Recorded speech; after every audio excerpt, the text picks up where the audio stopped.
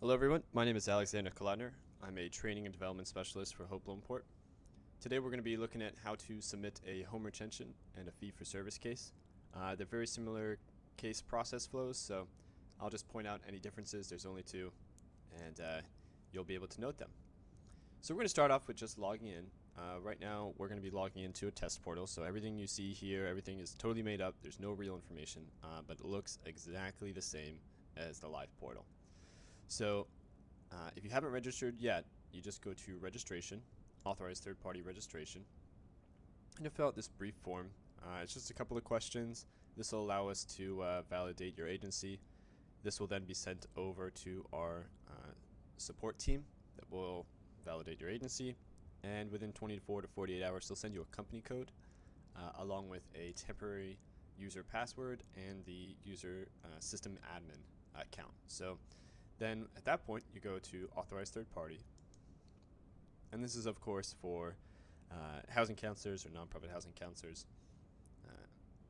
And so what we're going to be doing now is logging in using our company code. So we're going to use this demo one, and of course we'll log in with my account, and let me just get my password in there, enter the captcha. Perfect. So I should note that, as you can see, this video is quite long, and it does take a bit of time. The reason why this video will be longer is that I'll try and explain everything and go into more detail, but once you get a handle of the portal, you can create cases quite easily and quite quickly.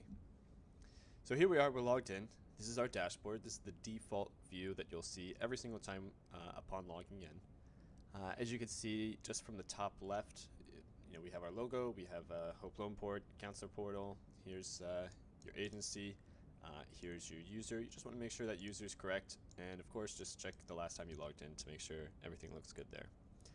As you can see, this is a demo site. I said that before. You'll see it on every single page, so none of this information is real. You will not be seeing any social security numbers or loan numbers or case numbers, anything like that. So on the dashboard tab, we have a few quick features, and I'll just do a high-level overview, and you'll see some common features like this export feature on a number of tabs. So I'll just talk about it one time, but if you see it later, it has the same exact functionality. So from here, the default is actually your recent cases, and you can change this view to be a number of different customized views, and I'll show you how to do that on the case queue tab. Under the recent cases, this is going to show you the 5 most recent cases that you worked on. You can, of course, you see this right-hand side, this records per page.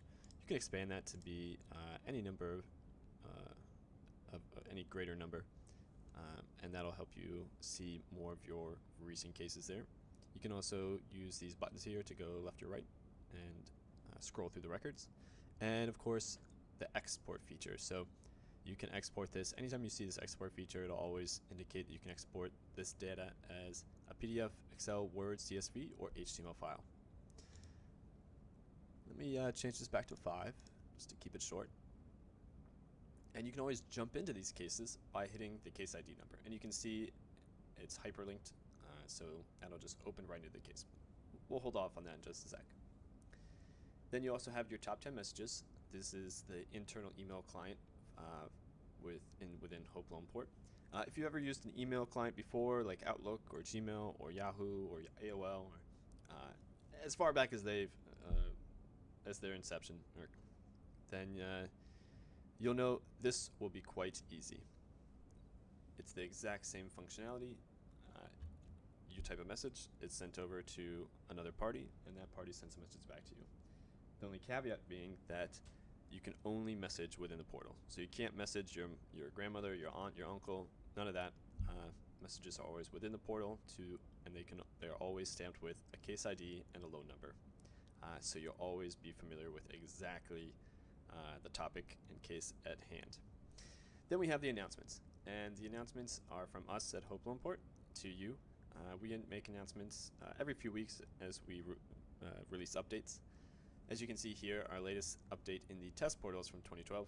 We don't make announcements to the test portal, but in the live portal you'll see those. And you can always hit this more button in order to see more information. So let's start off by going actually to a new case. We'll run through a new case and then talk about some of these other features. So in order to open up a new case, we're going to jump over to this new case tab, and that's going to refresh. And now we get a couple of fields to fill out. So starting from the top, I always like to go left to right and work my way down. And we can also see here we've got a quick message. So the red asterisks are required for case creation, and the blue info icons are required for case submission. So what we're going to do now is actually do a home retention application. But if we were doing a fee-for-service case, you would select that right here. And that's one of the two major changes between fee-for-service and home retention applications. And of course, you'll select your servicer. So today we'll be using the HLP demo servicer. And you'll put in a loan number, so let me type some numbers in there.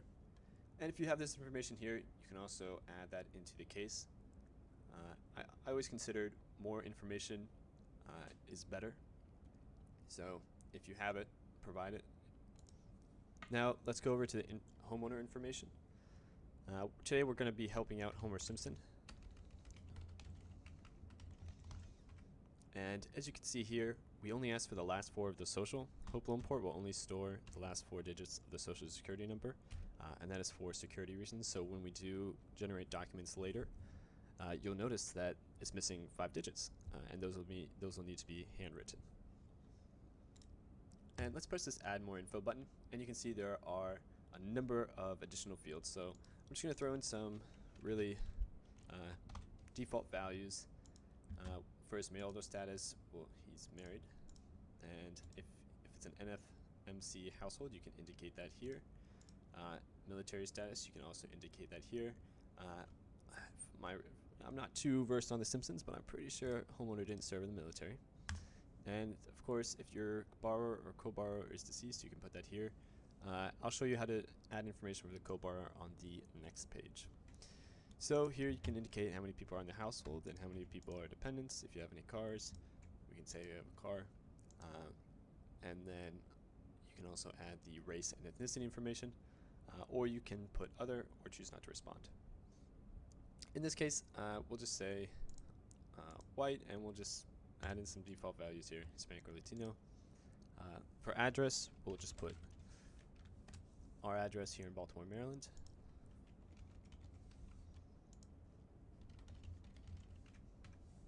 And of course, we'll type in the number, just some random digits. Now for the phone type, you'll want to indicate if it's a cell, home, or work, and what the best time to contact.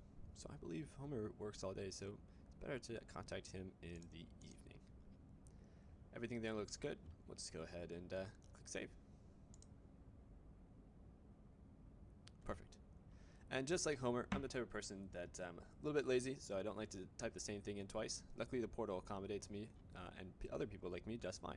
So just hit this same as mailing address, and that information will be automatically populated so that if the property address is the same as the resident address, it'll be very easy.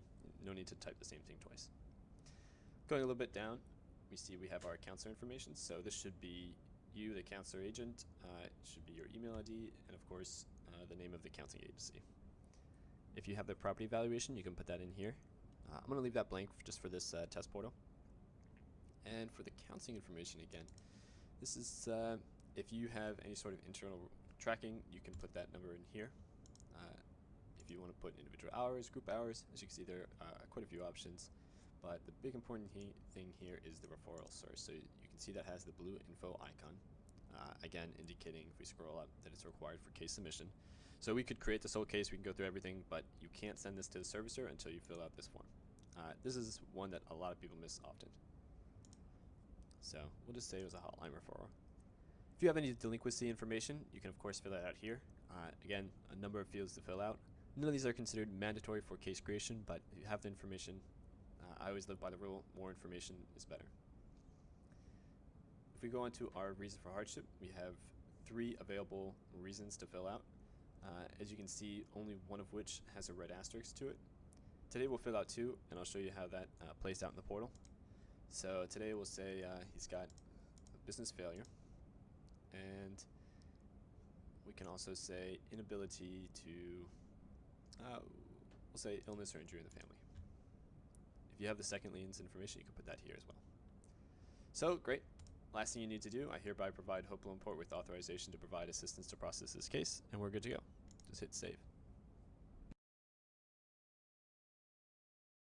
It's going to refresh, and now we have a quick pop-up. Says, congratulations, you successfully created a home retention application case, and the case ID is 36718.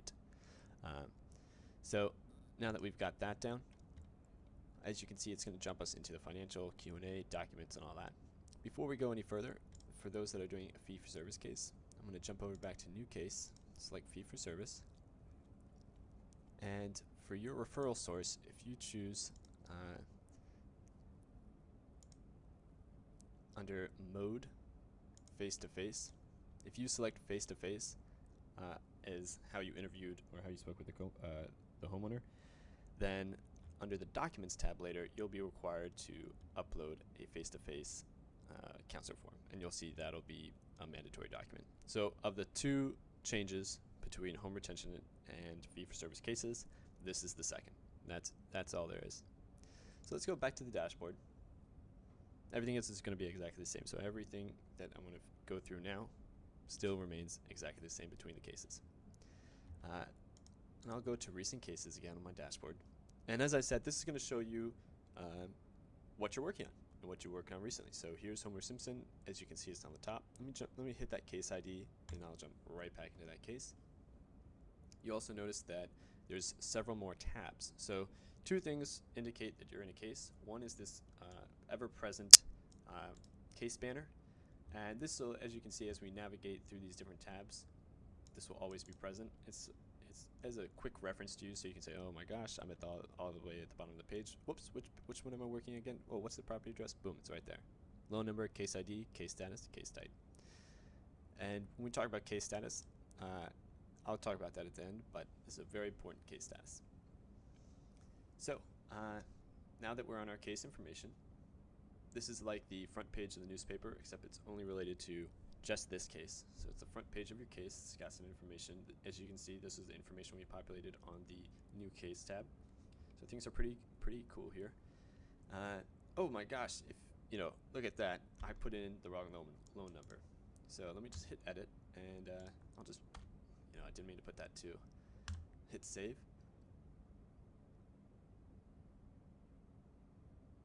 And you'll see, after the page refreshes, that too has been taken out.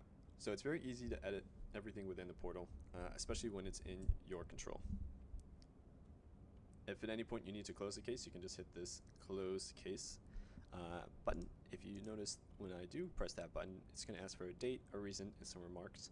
So if at any point your homeowner says, hey, I've decided to go with another service, or I want to do something else, or I no longer want to process this application, then you can just close the case and it will be considered done with. That is a terminal status, as we say. Even if it is a terminal status, Hope Loan Port will retain the record for 7 years. So 6.5 years from now, if you want to say, hey, I worked on this case a while ago, let me just reference back to it. This is especially important if you ever audited or there's any question about it. Then you can always access that case within the portal. So right now, under homeowner information, we're going to add a co-borrower.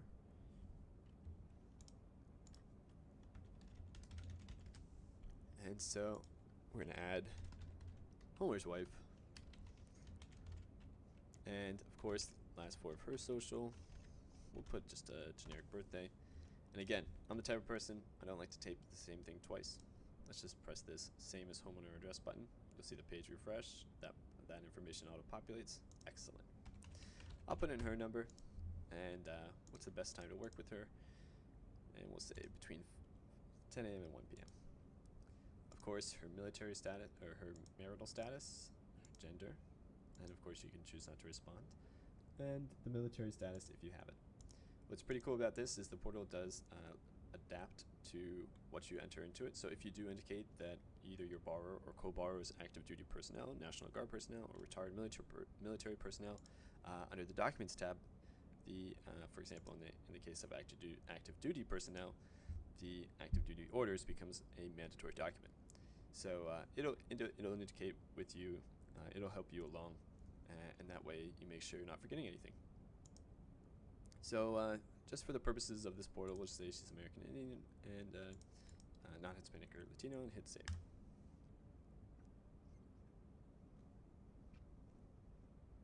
Excellent. So what I'm going to do here is add some employment information for Homer Simpson.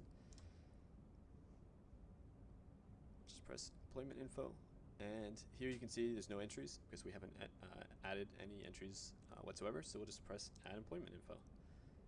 And if your borrower or co-borrower is self-employed, you can put that here. Again, this is one of those options where the portal will adapt to you, so if you do indicate that they are self-employed, it'll ask for some additional documents later. We'll say that he, oh gosh, I think it's a nuclear power plant. We'll just put some generic term, and we'll also put the same address. We'll just add a little, and whatever number, and however long he's been working there, you can add that information, and hit save. So now you can see we have our employment information right here. If any time this changes during the application process, you can always hit this edit record button, and that'll just take us right back to the same page that we were just at, and you just edit it and hit save. So everything's very easy, and we'll just press that red X to get out of there. Perfect. Continuing further, let's jump ahead and we'll actually jump over to the review and submit tab. So this is going to be the final tab that you'll ever see, and this is your goalpost. This is where you want to get. And so in order to get here, luckily there's a nice little red trail. So we have our self-assessment, homeowner information, property information, financial information, hardship information, documents information, and counseling information. So this is everything you need to have in order to submit a case to the servicer. And notice how as I scroll over the submit package button, it's not active, and it will not be active until all of these are green. So green is good, red is bad. Nothing complicated about that. And if at any point you get lost, you can always jump over to Review and Submit tab and say, all right, well, where did I leave off? This is incredibly important, especially if you go on vacation or you don't speak with their homeowner for a few days. It's great to just jump over to the Review and Submit tab and get a quick refresher. As we can see, our self-assessment is incomplete and our financial information is incomplete, and we haven't uploaded any documents. I'm going to start by going to the financial information first, and I'll just hit that incomplete button. And you can see it jumps me over to the financial tab. Very convenient. So here we can see we have 5 sub-tabs, 4 of which are the more important ones. That credit score is totally superfluous. It's not used for any tracking. It's never sent to the servicer. It's for an old program, so you can use it for your personal tracking if you want to, but it's not necessary. But these other ones are incredibly important. So let's add any income, and I'm a fan of just round numbers, so I'll try and make everything some sort of 5 or multiple of 1,000. And if he's renting, you can put that here. Again, if self-employment income, if you did indicate that your homeowner was self-employed, then you have to add. You'll be expected to add some information here. And of course, if you're ever wondering, oh well, what's overtime? Well, this will provide you a brief rundown or kind of hints what you need to know. So in this case, if you have someone that's contributing to the borrower, the mortgage, you can always put that in non-homeowner income. For us, we'll just leave it at 5,000. And of course, our co-borrower income details, it's right down here, and you can add in that exact same thing just to keep it even. So the default values can be the default value is 0, so only if you change it will be anything different. The important thing is once you've added that information, just hit save. And once we hit save, we're now at the expenses. So here you can put if you're the mortgage of the property, and if it includes the principal, interest, taxes, insurance, and homeowner association dues, you put that in the first line. If for whatever reason those costs are broken up, then you can put that into the insurance payment and property taxes lines instead. So what we're going to do here is go ahead and just say again, round numbers, and we'll say 3,000, and other expenses. Perfect. And we'll just hit save. And when we go to our assets, here again you can type in that information. There are quite a number of different fields, and what this really is nice, what's really nice about this is that this encompasses a really full wide view of our homeowner. It's very easy for a servicer to just get a few documents and say, all right, denied, or accepted. But here, your servicer will be able to see all this information as well. So even if some of the documents have a limited financial scope of information that you can put in or information that can be sent over the servicer, here they can see a more holistic view. So again, I'm going to leave this right here. Just hit save. Now when we go to our liability, here you have quite a few options: rent, dependent care, credit card balance, or personal loans. We'll just say he's got some personal loans. And for this one, we'll just put 2,500 and hit save. Now when we get to that credit score, again, you can put in if you want to, otherwise you can leave it blank. If you do want to leave it blank, you can just select client refused to authorize credit pull, and you hit save. It's that easy. If you do indicate the credit score, you'll have to indicate a credit score source. So now, once we've done with the financial tab, and we know we're done with it, if we check to the review and submit tab, you can see the financial tab is complete. In this test portal, just by going to the Q&A tab, it's going to see this is complete, but in the live portal, you'll be expected to answer all the questions associated with the Q&A. And there are, in total, 39 questions. You can see them under the printable questionnaire form. We add questions all the time. It helps us with the pre-populated forms. So if we do add any questions, we'll let you know. We'll, of course, update this printable questionnaire. You can just click that button. It's going to download a PDF, and you can see all the questions. You'll never be asked all 39 questions in any one case. This is because some of the questions are dependent on the previous question's answers. So, for example, question number 1, is the property yours? We'll say it's the primary residence. And of course, you're going to be answering this as if you were the homeowner. And the property is owner-occupied. And is the property value less than your loan amount? We'll say yes. Is the property damaged? No. Did you get your current mortgage before January 1st, 2009? We'll say yes. Is the amount you owe on your first mortgage equal to or less than $729,750? We'll say yes. And has the mortgage on your principal residence ever had a HAMP trial appeal plan or permanent modification?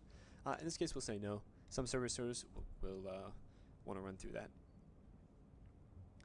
before doing a loan mod. Are you having trouble paying for your mortgage? We'll say yes.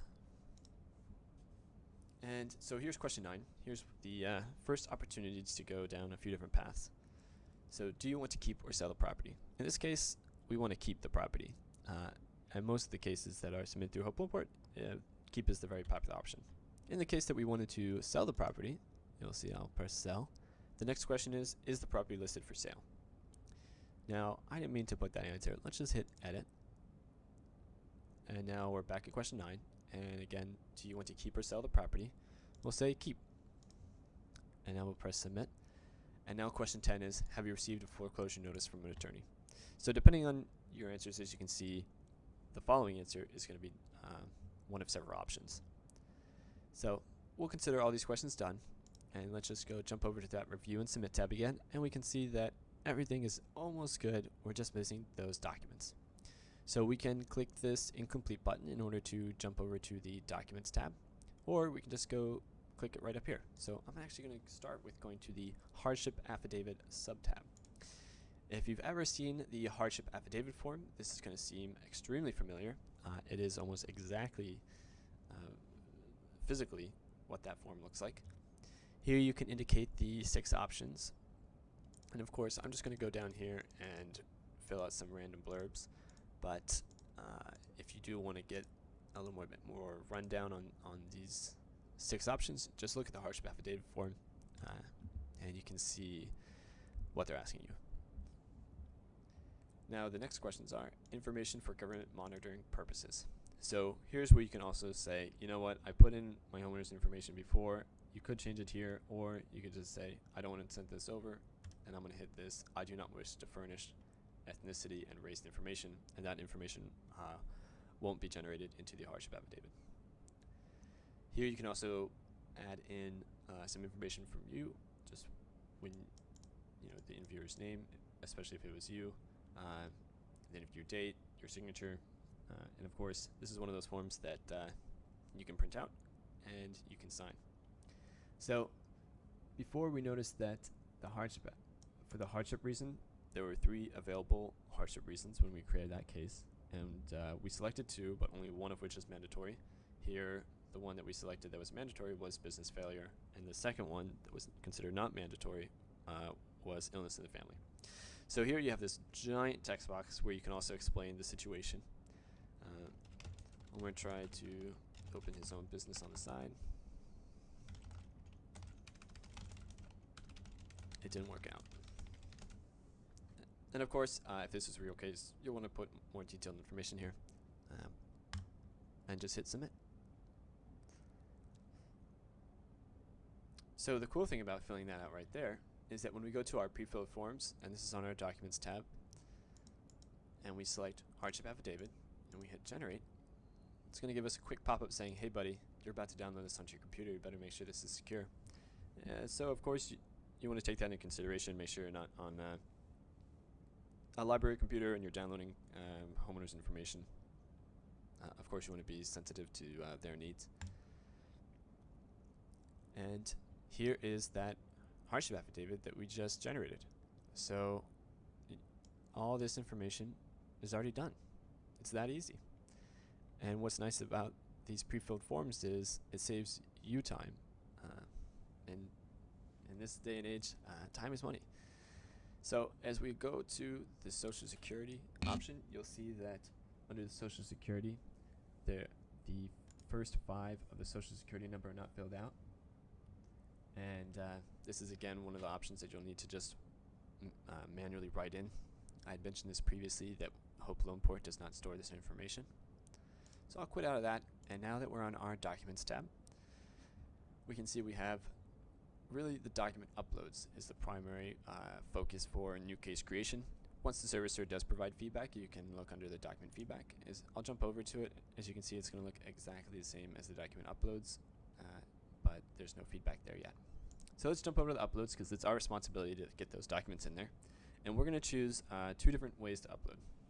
The first is by individually uploading documents, and the second is by using the document splitter.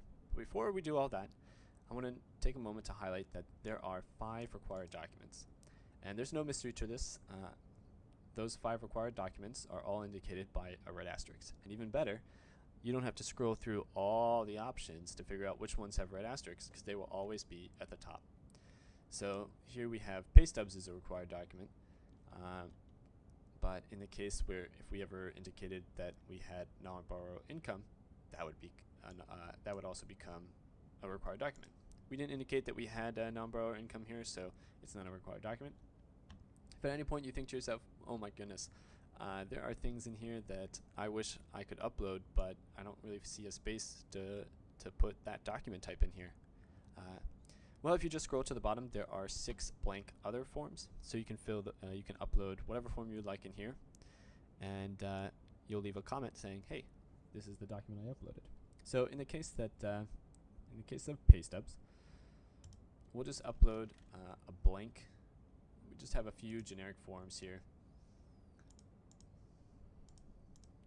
and we'll go to training. Here's our test documents, and these are all just total test documents. And whoops, I wouldn't like to choose that zip. I'm just going to choose demo doc for all of them. And of course, for the comment, you can leave any comments you have. So we choose pay stubs. So we'll say this is Homer's pay stubs for the last 90 days. Cool.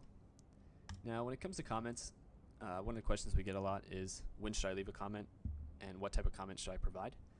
As you can see, that comment right here is now right here. As I scroll over, that comment is visible.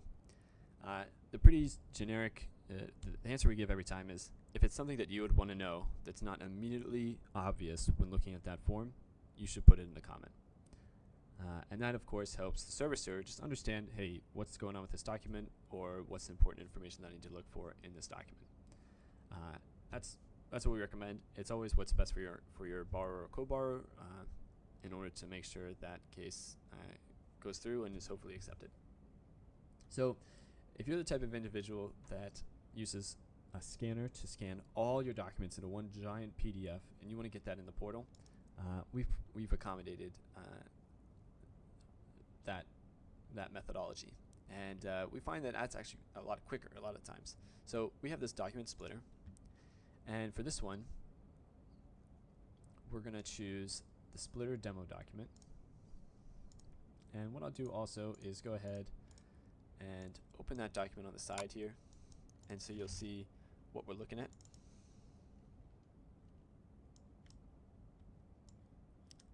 So here's our splitter demo document. Page 1, we have the third-party authorization form, and that's also on page 2 we have the RMA. Page 3 we have some additional forms. Here's Dodd-Frank. Here's page 9. We have the request for transcript of tax return. And if we go further, here we go. We've got some bank account information, etc. So this is one giant PDF. It's 13 pages. Considerably not that large, but like we said, it's all the forms in one. So I'm going to upload that form into the portal. And for this split map here, you can have pre-saved split maps. And what that means is, if you know every single time page 1 through 3 is going to be the RMA, 4 through 8 is always bank statements, and 9 through 11 is always going to be the request for transcript of the tax return, the 4506-T. Then you can make a split map so that you just upload that one file, select the split map, and everything is going to go in their own bucket. And what I mean by buckets is here. I will select, we'll say this is our first time doing this, and we'll say 1 through 2. Of course, I'm forgetting. I'm just going to make this up. And if you want to leave a comment, say, here are the bank statements. Press add. 3 through 5. We'll just say 4 and 5. T.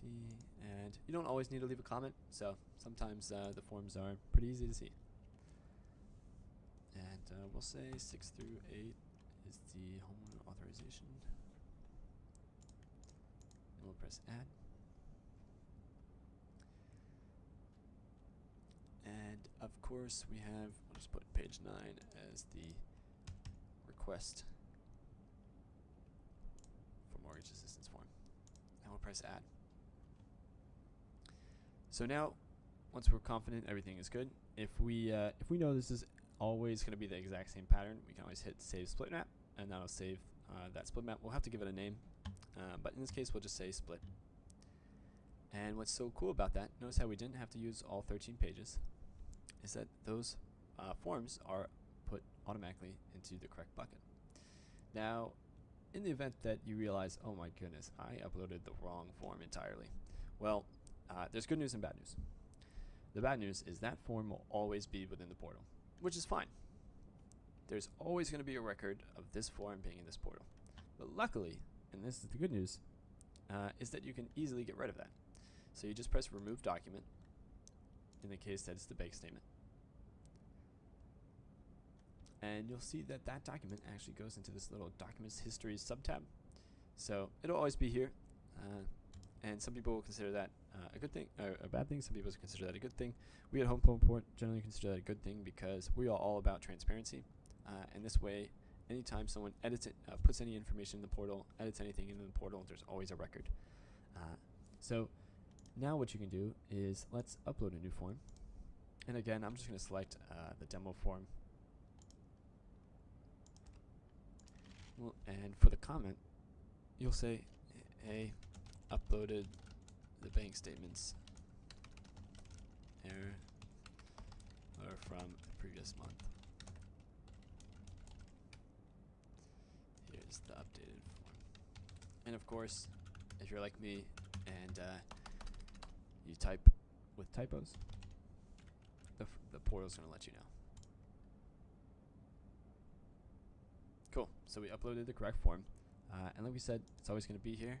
But if there's any questions from the service, you're like, why is there 2 bank statements? You say, oh, I see why. All right, that's fine. And the last thing we want to do here is just look at if you at any one point want to generate some blank forms, you can generate those blank forms. If you're not a fan of the pre-filled forms, no problem. The blank forms are right here for you. So now that all the forms with the red asterisks are considered good to go, let's jump over to this review and submit tab again. And lo and behold, everything is green. Phenomenal. Let's go ahead and just hit submit package. If at any point you want to say to yourself, before I submit this, I better store a copy locally, or maybe the homeowner is asking for a copy for themselves, you can always press this print entire package, and that's going to print everything in this case into a giant PDF, including the documents. So it's really great for keeping a record of everything. In this case, we'll just hit submit package. And boom, it's right over to the servicer. So now, in that short time, you know that you've submitted the information correctly, all the documents are there, and your servicer has immediate access to them. So on their end, they're going to receive a message saying, hey, you've got a case that's been assigned to your agency within the portal. And that's going to be sent to their email, as well as when they go to their dashboard, because their view is exactly the same as your view. They're going to be able to see that case. Now at this point, that case is in their control. They're going to put it through a variety of different scenarios. So for example, if you do want to see a full list of all the different statuses, you can always jump over to our training.hopeloanportal.org site, and under training material, if you go to home retention fee for service, scroll down to the bottom here, you can see which statuses are in their control and which statuses are in your control. So statuses are how a case moves through the portal. I'll go ahead here and open up, let me just look through some of the cases here. And of course I want to look at recent cases.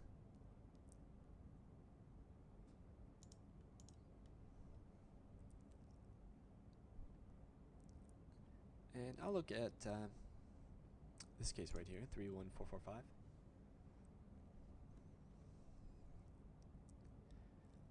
So if we look at status, this is how everything gets tracked and moved through the portal.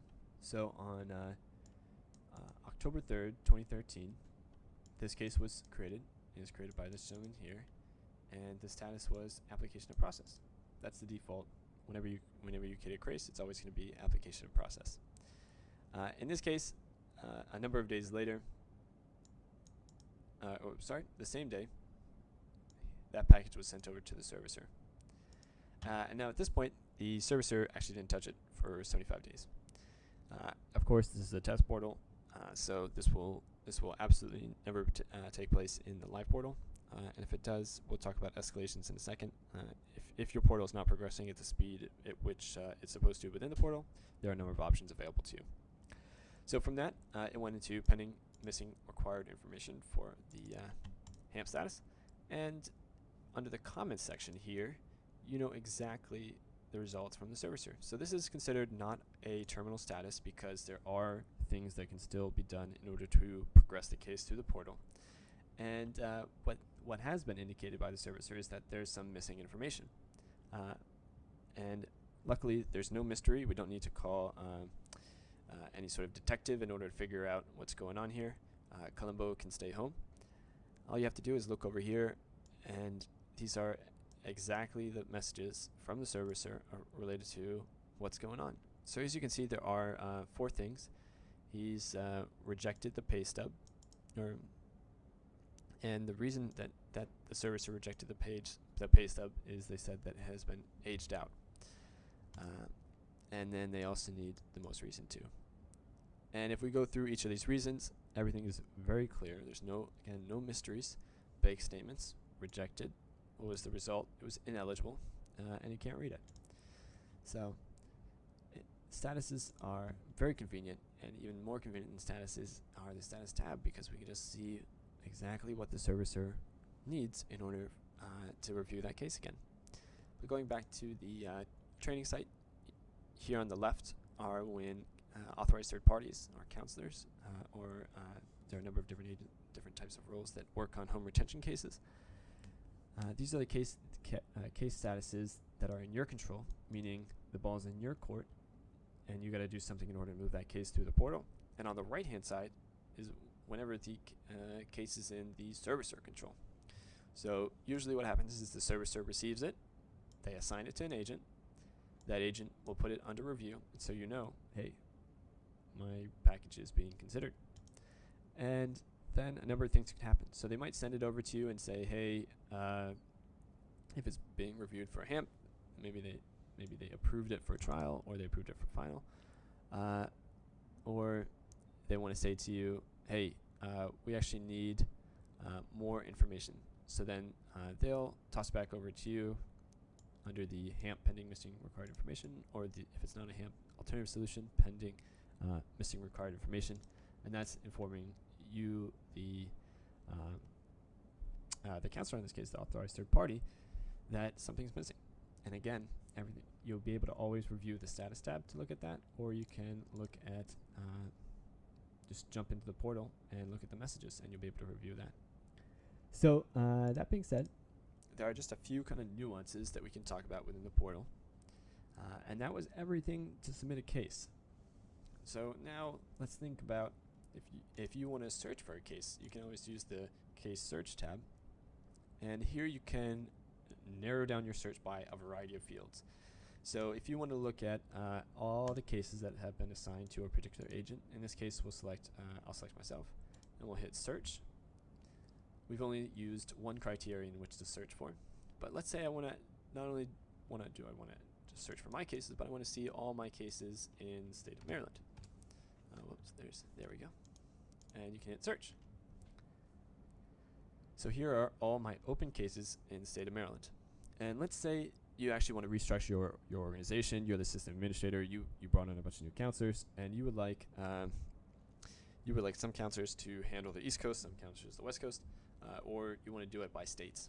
So here you can say, all right, Alex, I'm going to look at all all the cases with properties in Maryland, and of course you can expand that records page up to 90 in this case, because there are I believe 85 results. So we'll expand it to 90, and you can hit this assign user. Just underneath you have this checkbox, and it says select all. So you select all, and you can bulk reassign all these cases. So at no point do you need to go into every single case and say, all right, here's the new counselor, here's the new counselor, here's the new counselor. You can just assign all of these cases all at once, and just hit this assign user button. It's going to ask you who you want to assign these to, and then you hit save. So we're going to reset the form here. So that's a great way to treat if someone's going on vacation and they're saying, hey, handle all my cases. You just select, you would say, all right, who's going on vacation? Bonnie's going on vacation. So here's all of her open cases, and you'll select them all. You'll press assign user, and you'll select the whoever's going to take over their cases. This is great for vacation, or some sort of, maybe they're having a baby and they can't work on these cases anymore, or they're no longer with the organization. Then these are all great options in order to bulk reassign cases. If at any point you want to see closed cases, let me just reset this form again. Just hit this checkbox for approved, denied, or closed cases. These are cases which are a terminal status, so they're not open, they're not floating around, they're done. And these are great for audits too. So I would search for all closed cases. Let's do by Jeremy here. Jeremy doesn't have any closed cases, it looks like, so perhaps Lee. And these are all closed cases within the portal. And at any point, just like we said, Hoplo Import keeps a record for 7 years. So we can press this case ID number in order to jump right back into the case, and it is as if we never left off. So here we go. This is the case information tab, just like we were looking at before. But do notice how, if you notice that there's no review and submit tab. And the reason for that is that this case is done. It cannot be submitted back over to the servicer. There's nothing to submit to anybody. So you won't be able to see that tab. If you are curious, and you can always look at this blue info icon, this little right next to it is this time, this case status history, and this is just a quick way to see, all right, what happened here and when did it happen. So just like you can jump over the status tab and see this information, you can also just scroll over this little timepiece and see very similar information presented in a slightly different format. So there are 4 things left. So if you've watched the video this far, we're going to do some more admin stuff. The first, while we're in here, is actually look at the notes. This is like your sticky notes. These are used if you ever write something down on a piece of paper and keep it right next to your desk. This is the same exact thing, except it's done within the portal and tracked within the portal. So all you have to do is press New Note, and now you can leave a note. Some pretty useful ones, especially if you're working on a case together with somebody else in the office and maybe you guys don't have overlapping times. You say, I spoke with the homeowner, or Tuesday at 3 p.m. He or she, in this case, you can see, we'll say she, we'll call back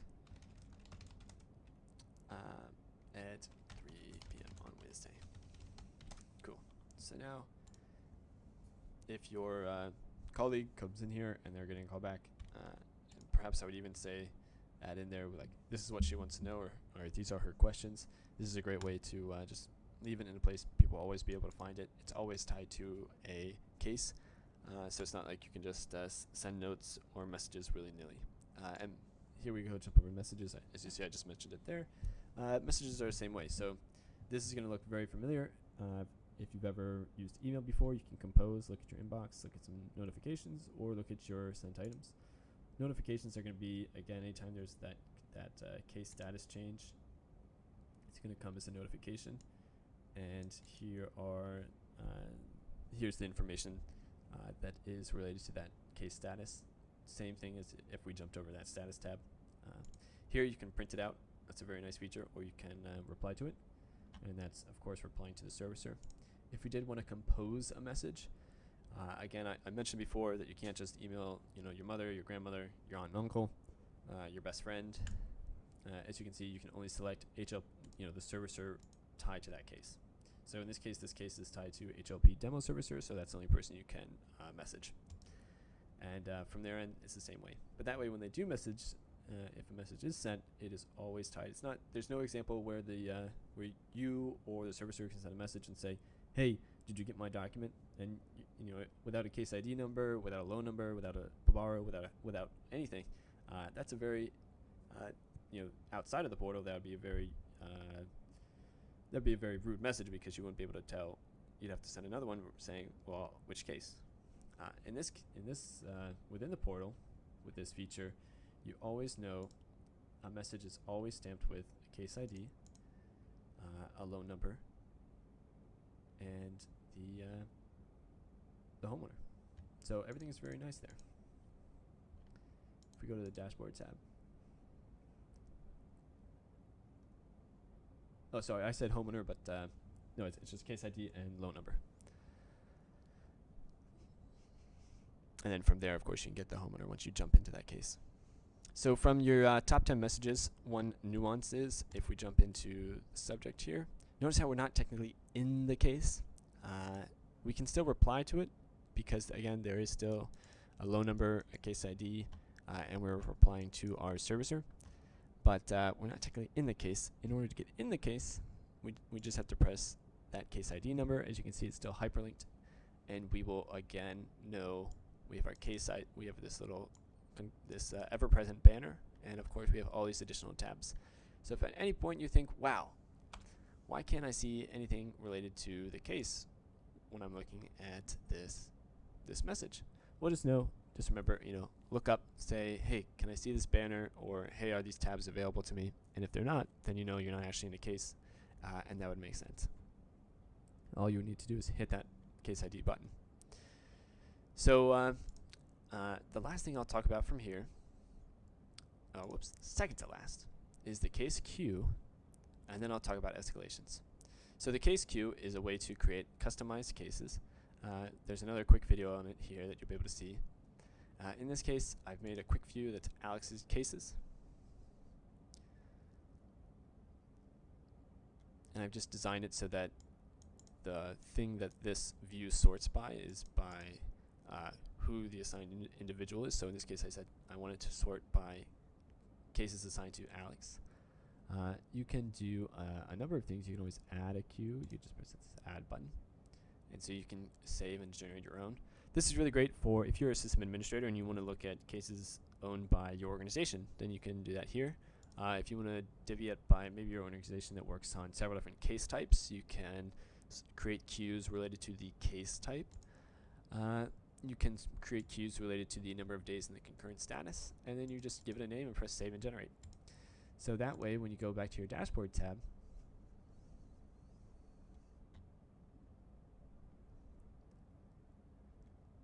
and we have this created but not submitted, so I've set that as my default, but you can set whatever you want as your default, all within the case queue tab. And that way, again, when you log in, you're seeing the most relevant information to you first. So that's a really nice feature. Alright, now the last thing is escalations. So at any point you need to escalate a case, just hit this escalation button, and you're going to download a PDF. And what I'm actually going to do here is I would not like to reveal these emails to everybody. So if you scroll down here, you'll get the contact information for the person at every single servicer within our organization. I'm not going to put them in the video here, so if you do have access to the portal, you'll be able to see that. But we ask that you just keep that to your organization. There are 4 criteria by which you can escalate a case, and what that means is it's the only time we recommend you write the servicer outside of the portal or have direct communication with them outside the portal. And again, that's because we track everything. If it happens within Hoplon port, we track it, and that's excellent for auditing purposes, just transparency. It keeps everybody honest, and it's a great little feature.